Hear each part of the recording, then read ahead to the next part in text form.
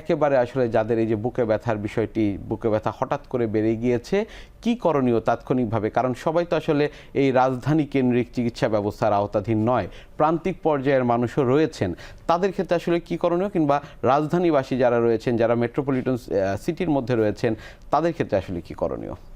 আসলে প্রথমে, কারণ ধরেন একজন প্রত্যন্ত গ্রামে একজন রোগী, ধরেন নোয়াখালীতে বা চিটাগাঙ্গে বা রংপুরে বা কিশোরগঞ্জে বা চাঁদপুরে, প্রথম যে জিনিসটা করা উচিত যে যখনই এই ধরনের প্রচণ্ড বুকে ব্যথা হবে, ঘাম হবে, আপনাকে হেল্প সিক করতে হবে।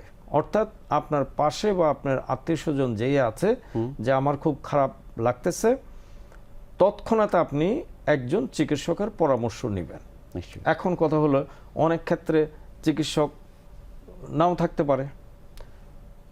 আমাদের প্রতিটা উপজেলাতেই এখন কিন্তু একটা স্বাস্থ্যকেন্দ্র আছে এবং সেখানে প্রত্যেক স্বাস্থ্যকেন্দ্রেই ইসিজি করার একটা সুবিধা আছে। যদি আপনার খুব বেশি দূরে হয়ে থাকে, আপনি বাংলাদেশের যে প্রান্তেই থাকেন, 4টা 75 মিলিগ্রাম অ্যাসপিরিন এবং 4টা ক্লোপিডোগ্রল, আজকাল বেশিরভাগ কোম্পানি এই দুইটাকে কম্বিনেশন করে তৈরি করে। আপনি যদি এই 4টা ট্যাবলেট চাবিয়ে খেয়ে ফেলেন, আমরা এটাকে বলি লোডিং ডোজ, অ্যান্টিপ্লাটিলেট, এইটাতে কিন্তু আপনার মৃত্যুর ঝুঁকি অনেক কমে যায়। আপনার যদি ব্লাড প্রেশার হাই থাকে বা বুকের ধড়ফড় খুব বেশি থাকে, প্রতি গ্রামের বাজারেই আজকাল ব্লাড প্রেশার মাপানোর যন্ত্র আছে। ব্লাড প্রেশারটা যদি হাই থাকে, যদি কারো অ্যাজমা না থাকে, যে কোনো একটা বিটা ব্লকার বুকের ব্যথাটা কমানোর জন্য নাইট্রোগ্লিসারিন যে কোনো একটা স্প্রে জিহ্বার নিচে 2 পাফ দিয়ে আপনার নিকটবর্তী স্বাস্থ্য কমপ্লেক্সে চলে যাবেন। সেখানে একটা ইসিজি, একটা সিকেএমবি এবং ট্রোপোনিন করতে আজকাল 1000 টাকাও লাগে না। এই বুকে ব্যথা, ইসিজি, সিকেএমবি বা ট্রোপোনিন, এই তিনটার যে কোনো দুইটা যদি প্রেজেন্ট থাকে, আমরা এটাকেই বলি অ্যাকুইট করোনারি সিনড্রোম বা heart attack.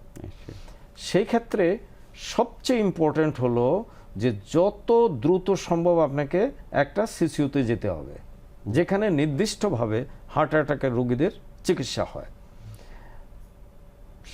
American college of কার্ডিওলজির মতে যে ডোর টু নিডল টাইম বলা হয় 60 মিনিট, আর ডোর টু বেলুন টাইম হলো 90 মিনিট থেকে 100 মিনিট। এর অর্থ হলো যে বুকে ব্যথা শুরু হওয়ার পরের থেকে আমাদের যে চিকিৎসা পদ্ধতি, এই বন্ধ রক্তনালীটা খোলার, সেটা হলো থ্রম্বোলাইটিক থেরাপি। সেটা আমরা 3,500-4 হাজার টাকার স্ট্রেপ্টোকাইনিস দিয়েও করতে পারি, আবার আমরা এলটিপেজ বা টিএনকে টিপিকে যেটার দাম প্রায় 60-70 হাজার টাকা, সেটা দিয়েও করতে পারি। কিন্তু এটার কার্যকারিতা প্রথম 6 ঘন্টায় সবচেয়ে ভালো, 12 ঘন্টা পর্যন্ত সম্ভব, কিন্তু যখনই 12 ঘন্টা অতিক্রম হয়ে যাবে সেই ক্ষেত্রে কিন্তু আর সম্ভব না। এবং এই একটা ইনজেকশনে স্ট্রেপ্টোকাইনেজের ক্ষেত্রে আমরা বলি 65% বন্ধ রক্তনালী খুলে যায়, আর অ্যালটিপ্লেজের ক্ষেত্রে প্রায় 80% রক্তনালী খুলে যায় এবং মৃত্যুর ঝুঁকি 35 থেকে 5%-এর নিচে চলে আসে। নিশ্চয়ই। এখন যেখানে ধরেন আমাদের মতো বয়স্ক ডাক্তাররা আছে, অনেক দিন ধরে অ্যাঞ্জিওগ্রাম, অ্যাঞ্জিওপ্লাস্টি করে, এবং যেখানে প্রাইমারি অ্যাঞ্জিওপ্লাস্টিক সুবিধা আছে, আপনি যদি এই 12 ঘন্টার থেকে 24 ঘন্টার মধ্যে আমাদের কাছে চলে আসতে পারেন, প্রথমে আপনার পেইন রিলিভ করে আপনার ফেলিউরটা কন্ট্রোল করে আমরা যদি আপনাকে ক্যাথ ল্যাবে নিয়ে যাই, আমরা যেটাকে বলে কার্ডিয়াক ক্যাথেটারাইজেশন সেন্টার, এবং সেখানে একটা অ্যাঞ্জিওগ্রাম করে, এটাকে বলে প্রাইমারি পিসিআই, প্রাইমারি অ্যাঞ্জিওপ্লাস্টি, তাতে মৃত্যুর ঝুঁকি এই 35% থেকে 0.5-এর নিচে নামায় আনা সম্ভব।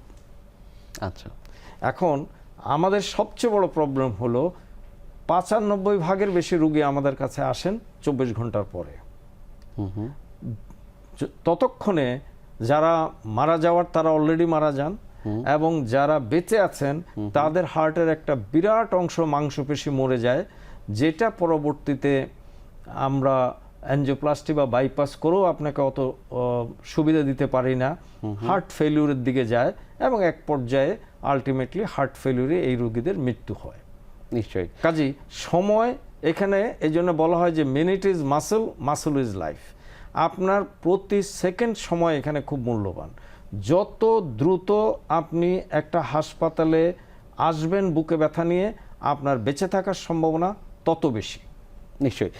সেক্ষেত্রে আসলে গোল্ডেন আওয়ার একটি বলা হয়ে থাকে, এরকম কোনো কিছু রয়েছে কিনা এই হার্ট অ্যাটাকের প্রথম রোগীদের 1 ক্ষেত্রে? ঘন্টাকে আমরা বলি গোল্ডেন আওয়ার, তারপরের 6 ঘন্টা, নিদেন পক্ষে 12 ঘন্টা। এই 12 ঘন্টা পরে কিন্তু আর প্রাইমারি অ্যাঞ্জিওপ্লাস্টি ছাড়া আমাদের হাতে আর কোনো রাস্তা নাই। নিশ্চয়ই, কাজে এই সময়টা অত্যন্ত মূল্যবান। নিশ্চয়ই। এই যে আমরা হার্ট অ্যাটাকের কথা বলি, এই হার্ট অ্যাটাক এই বিষয়টি আসলে কি? মানে নামের থেকে বোঝা যাচ্ছে যে আপনার উপরে কেউ আক্রমণ করলো, তা আমার হার্টের উপরে আক্রমণ বলতে কি বোঝায়? আমাদের হার্ট একটা পাম্প, ওর কাজ মিনিটে 5 লিটার রক্ত সারা শরীরে ছড়িয়ে দেওয়া। এখন এই যে 5 লিটার রক্ত হার্ট আপনাকে দিচ্ছে, তার নিজেরও তো একটু রক্তের সাপ্লাই দরকার। তার 2টা রক্তনালী, right coronary and left coronary. এখন এই 2টা রক্তনালীর আবার আমরা মানে ক্লাসিফিকেশনে আমরা 28টা ভাগে ভাগ করি। এখন এর কোনো একটা শাখাতে যখন রক্ত জমাট বেঁধে জি। দূরবর্তী অংশে রক্ত যাওয়াকে বন্ধ করে দেয়, এটাই হার্ট অ্যাটাক। আচ্ছা, নিশ্চয়ই।